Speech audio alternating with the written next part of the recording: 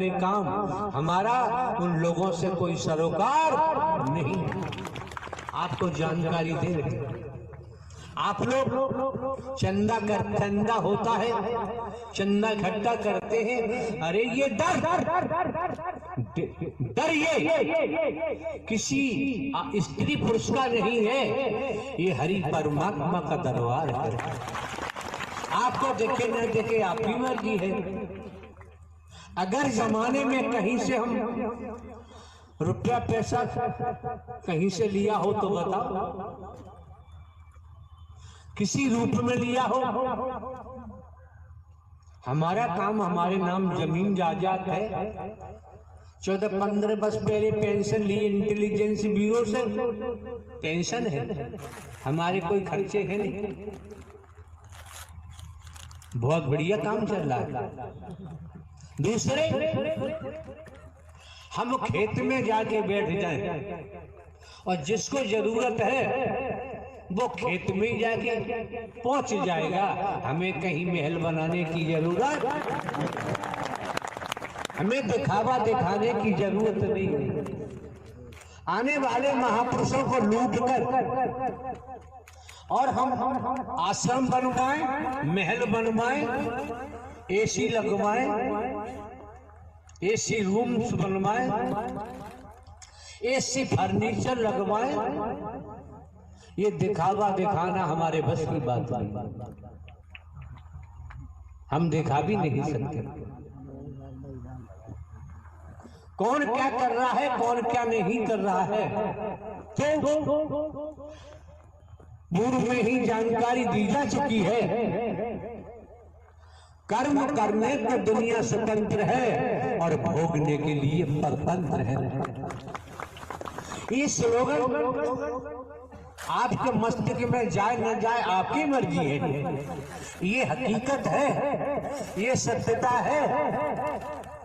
कई ज्ञानियों से हमने पूछा, एक शहर लखीमपुर खीरी जो नेपाल दूसरा देश है, बॉर्डर पर है, ऐसी पंडाल लगा हुआ था। मिस्टर राजकुमार त्रिवेदी एडवोकेट आए, हमने उनको खड़ा किया। आप त्रिवेदी हैं, तीनों वेदों के ज्ञाता हैं, बताओ 84 लाख का प्रावधान होता है और लगभग 80 से ऊपर उनकी आयु भी होगी दुनियावी तौर पर। 50-60 साल बताते हैं, वकालत करते हो गए, वकील हैं। तो उन्होंने कहा कि वेदों के मुताबिक होती है। और एग्जाम्पल ये भी समझो, एक न्यायाधीश है, जज साहब अदालत में बैठकर मुकदमे देखते हैं, सत्य परीक्षण करते हैं।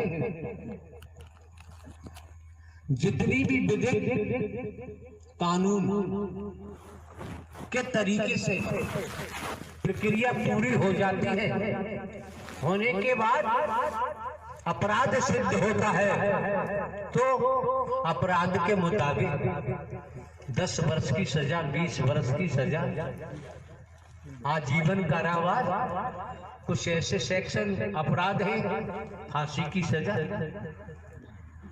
सुनाते हैं जज साहब,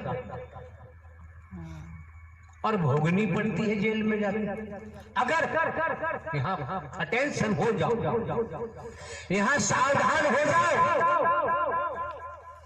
मन लगा के श्रवण करो। जज साहब ने अपराध किया तो पुलिस छोड़ेगी नहीं, पकड़ेगी, जेल भेजेगी। अपराध सिद्ध हुआ तो जज साहब को भी सजा होगी। अब जज तो नहीं रहे, अपराध किया, अपराधी बन गए। यहाँ पर एकल बात कही जाती है, दोगलेपन की बात हम नहीं कर सकते। आना हो तो आओ, ना आना आपकी मर्जी, आपकी मर्जी है। भले ही हम हरकारा चौकीदार बन के बात करते हैं, लेकिन हरि परमात्मा के नाम में बैठ गए तो भव से बेड़ा पार हो जरूर होगा। जरूर होगा, न होने का तो सवाल ही नहीं। अपनी नौका में बैठे रहे तो आप जाने आपका जाने काम। तो इससे स्पष्ट जाहिर हो गया, जहां जज साहब का जिक्र आया स्पष्ट जाहिर हो गया, सजा देने वाले ने अपराध किया, उनको भी सजा भोगनी पड़ी।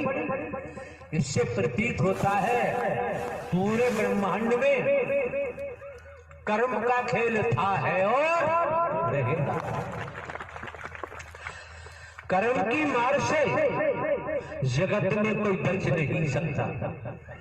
राजा हो चाहे रंग बली हो चाहे औलिया, संतरी हो चाहे मंत्री, अधिकारी हो चाहे कर्मचारी, कोई भी हो, कर्म के भोग से कोई नहीं बच सकता। बात आगरा की चल रही थी, जो उन्होंने किया है, भगवती बनी है, विश्व मोहनी बनी है, मैं निराकारी विश्व मोहनी बन के आया हूं। वो लोग मौजूद हैं जिसके परिवार गए, उन्होंने बताया। तो देखो सीधी सी बात है, बात द्वापर की होती है। श्री कृष्ण जी का नाम आता है, 16 कलाओं का जिक्र वेद शास्त्र पुराणों में आता है, ज्ञानी जन बताते हैं। तो कुरुक्षेत्र में कौरवों और पांडवों में युद्ध चल रहा है, संग्राम चल रहा है। अब आप समझिए, लेख के मुताबिक 16 वर्ष की आयु में अभिमन्यु का वध, योद्धा घेर के अभिमन्यु का वध कर देते हैं, मार देते हैं। और वो अभिमन्यु लेख के मुताबिक श्री कृष्ण की बहन सुभद्रा, सुभद्रा का बेटा अर्जुन का बेटा, सुभद्रा की शादी अर्जुन के साथ की गई, ऐसा लेख कहता है। और वही श्री कृष्ण जी का भांजा और श्री कृष्ण जी का शिष्य। तो बताइए आप, कोई बताए श्री कृष्ण क्यों नहीं बचा पाए? श्री कृष्ण क्यों नहीं बचा पाए? कैसा ढोंग किया जा रहा है? दोबारा शिकायत मिली, अच्छा नहीं होगा कोई भी हो। अपने घर में भगवती बनो, दुनिया में बनो, यहाँ आने की जरूरत नहीं है। जो बनेगा उससे झेलना ही पड़ेगा। क्यों? हमारे द्वारा पूर्व में भी कहा गया है, पूर्व में भी कहा गया है, जन्म लेने वाला मरने वाला न परमात्मा था, न है और न ही होगा। बेटा कभी बाप हो ही नहीं सकता। ये बर्ती बेवजह नहीं मिली है, संस्कारों के कारण मिली है। फिर देखो, मुनि वशिष्ठ पंडित ज्ञानी वेद ज्ञानी जन संत जन वशिष्ठ जी को ब्रह्मा का अवतार मानते हैं।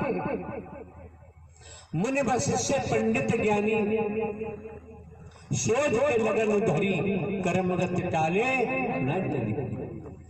सीता हरण मरण दशरथ का, वन में विपत पड़ी, कर्मगत टाले न टली। जिन्हें 11 कलाओं से बताते हैं राम जी को, अपने पिता श्री राजा दशरथ की मृत्यु को बचा नहीं पाए। पूरा परिवार बिखर गया,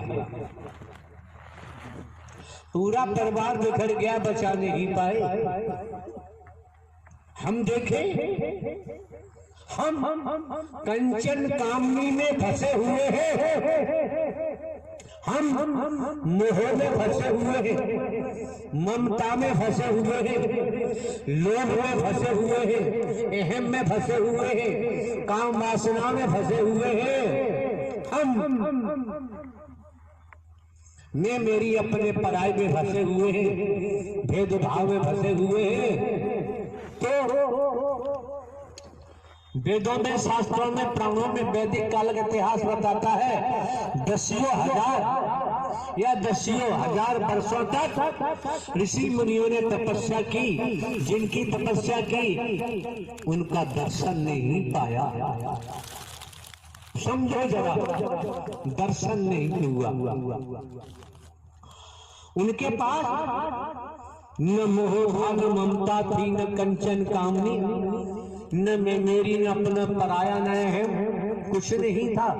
जब उनको दर्शन हुआ और ये कलयुगी जीव इसमें हाथ निराकार घुस जाता है कि निराकार की पकड़ है ही नहीं। कितने तेज, कैसे लोग हैं स्त्री पुरुष। निराकार निराकार, अरे भाई निराकार, आकार तो है नहीं। और कुछ भाषा ऐसी है जिससे लोग दुनियावी तौर पर हवा कहते हैं, लेकिन हमारे द्वारा तो ये कहा गया है भूत, अतीत,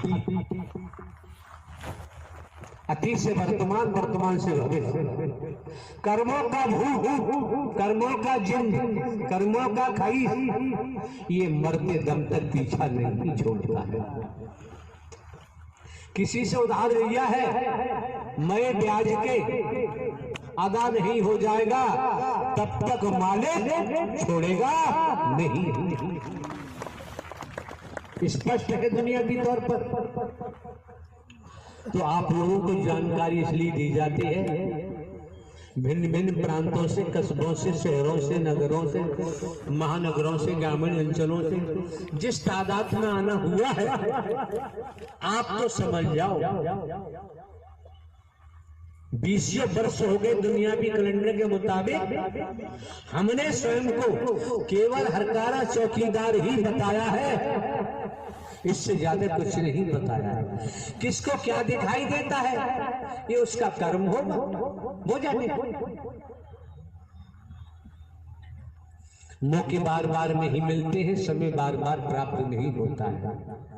दूसरे समझ सकते हैं आज का युग झूठों का है, आज का युग झूठों का है, झूठों का बोलबाला है दुनिया में। पूर्ण रूपे और झूठ के साथ साथ कंचन कामनी और भेद, 4 पॉइंट। ये विष है, महाविष, ये हलाला है, हलाहल संपूर्ण जगत में छाया हुआ है। मौके बार बार नहीं मिलते हैं, समय बार बार प्राप्त नहीं होता है। दूसरे समझो, अगर तुम्हारे बेटा बेटी अपने पिता के नाम को बेचते हैं, क्या वो पिता बर्दाश्त कर सकता है? हाथ उठा लो, बर्दाश्त कर सकता है? हाथ उठाओ ईमानदारी से। जब आपके बेटा बेटी आपके नाम को बेचते हैं, आप बर्दाश्त नहीं कर सकते। साकार हरि परमात्मा का जो नाम बेच रहे हैं, तो ये हरकारा चौकीदार बर्दाश्त नहीं कर सकता।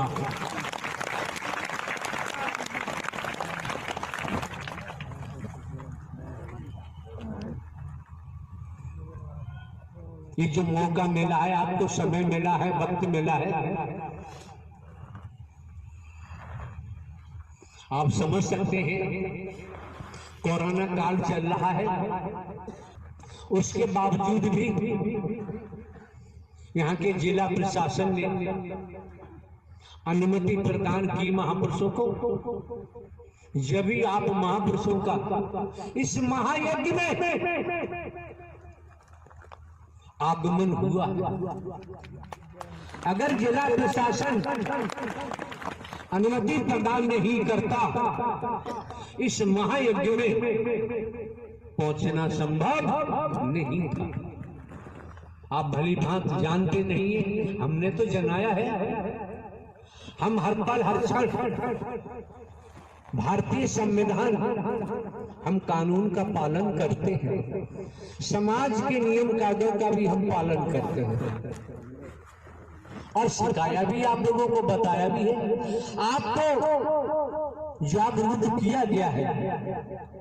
आपका जीवन खुशनुमा हो जाए, आनंद में हो जाए, इसीलिए तो दर्शा दिया मानव मंगल मिलन सद्भावना समागम।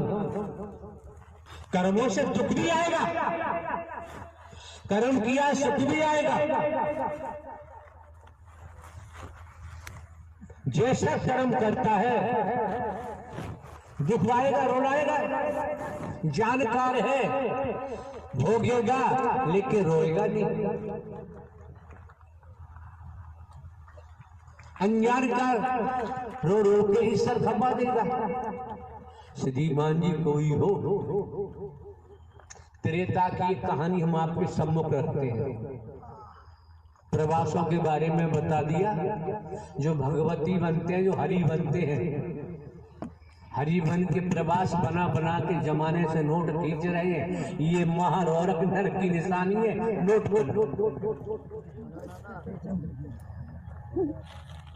हरि परमात्मा का विधान है और ये हरि परमात्मा के विधान को तोड़ रहे। सरकार के कानून को तोड़ोगे तो सरकार दंडित करती है। त्रेता का एग्जाम्पल है, किस्सा है। रही बात धूप की, आप ये कपड़ा हटा दो, क्या फर्क पड़ना है। ये धूप भी अगर संसार के तौर से देखे, मेडिकल साइंस के हिसाब से देखे, सूर्य का प्रकाश बढ़ रहा है, कई रूपों में आपको लाभ पहुंचाएगा, विटामिन डी देगा। और कहीं की मांसपेशियां वगैरह ऐसी वैसी गर्मी बढ़ेगी तो वो खुल भी जाती है। तो त्रेता का एग्जाम्पल, 5 संत जा रहे थे, इतिहास की कहानी है। इसमें कोई हमसे क्वेश्चन करेंगे हम उत्तर नहीं दे सकते कि इतिहास की बात है, हमारी व्यक्तिगत बात है, उसमें हम प्रश्न करने को छोड़ते ही नहीं है। सामने से आप लोग जानते हैं, इतिहास में आता है, कथाकार अधिकांश बोलते होंगे, रत्नाकर डाकू का नाम आता है। रत्नाकर डाकू अपने साथियों के साथ आ रहा था। इधर से महात्मा लोग लेख कहता है, रत्नाकर डाकू ने संतों से कहा, बे ठहरो। किसी संत ने कहा, ले भाई हम ठहर गए, तू कब ठहरेगा, आप सब पर लागू है, हजम नहीं होगा। अगर वास्तव में आज शिवरात्रि का समय है, 1 तारीख, उस आधार पर भी देखोगे, अपने हृदय से निर्णय करो कौन पापी नहीं है। जो विधाता के विधान को तोड़ रहा है वो महापापी हो जाता है। संसार में कोई हो, अगर कोई पद मिला हुआ, धन मिला हुआ है, संस्कार है, संस्कारों से मिला हुआ है, तपेश्वरी से राजेश्वरी, राजेश्वरी से नरकेश्वरी, वेद कहता है, शास्त्र कहता है। संत ने कहा डाकुओं से, ले हम तो ठहरे, तू कब ठहरेगा। तो रत्नाकर डाकू ने जवाब दिया होगा, ऐसा इतिहास कहता है, क्या पहले वो जा रहे हो, जो कुछ है रख दो। संत ने कहा, ये दंड बंद किसके लिए करता है, परिवार के लिए, कि हम तो जो कुछ है हम रख देंगे। लेकिन परिवार वालों से पूछ गया, परिवार वालों से पूछ गया, तेरे कर्म में परिवार वाले साझीदार हैं। रत्नाकर डाकू ने कहा, मैं जाऊंगा, तुम भाग जाओगे, अपने साथियों को छोड़, हम क्यों भागेंगे। जिस मालिक के, जो ब्रह्मांड का रचयिता है, संचालन करता है, संहार करता है, उसकी शरण ली है, अब भाग के जाएंगे कहां। अपने जीवन की बागडोर हरी सरकार के हाथ में सौंप दी है। झूठ बोलोगे पाप लगेगा, और लगा है लोग बचे ही नहीं सकते। सुनने को भी मिलता है, मिलेगा। रत्नाकर डाकू जाता है अपने गांव, अटेंशन होके, सावधान होकर सुनिए। छोटी छोटी बातें अगर हम स्वीकार कर लें, कर्म में डालें, तो हमें ऊंचाइयों तक पहुंचा देती है। शिक्षा जरूरी क्यों है? बिना शिक्षा के अधिकारी कर्मचारी नहीं बन सकते। बिना शिक्षा के किस डिपार्टमेंट में जाओगे? तो दुनियावी तौर पर बच्चों को शिक्षा भी बहुत जरूरी है, लेकिन शिक्षा दिलवाओ, ये ध्यान रखो कहीं बच्चे व्यसनों में न डूब जाए, कंचन कामनी में न डूब जाए, किसी नशे में न डूब जाए। जीवन बर्बाद उनका होगा और परिवार को भी लेकर डूब जाए। रत्नाकर डाकू अपने गांव जाता है। सर्वप्रथम माता पिता से पूछा कि जो मैं दंड भंड करता हूँ, जो मैं लूटमार करता हूँ, झूठ बोलता हूँ, छल कपट करता हूँ, पैदा करके लाता हूँ, घर में देता हूँ, क्या मेरे कर्म में आप लोग साझीदार हैं? माता पिता ने बड़े शालीनता से कहा, देख भाई, हमें खाने पहनने से मतलब है, तेरे कर्म से हमारा कोई लेना देना नहीं। ये गोस्वामी तुलसीदास जी कृत रचित रामायण का लेख है। पत्नी से पूछा कि जो मैं दंड भंग करके लाता हूँ, चोरी चपोरी लूट मार छल कपट करके और घर में देता हूँ, क्या तुम मेरे कर्म में साझीदार हो? पत्नी ने कहा, देखो सुनो जी, हमें खाने पहनने से मतलब है, तुम्हारी जिम्मेदारी है, हमें तुम्हारे कर्म से कोई लेना देना। ये शास्त्र का किस्सा है।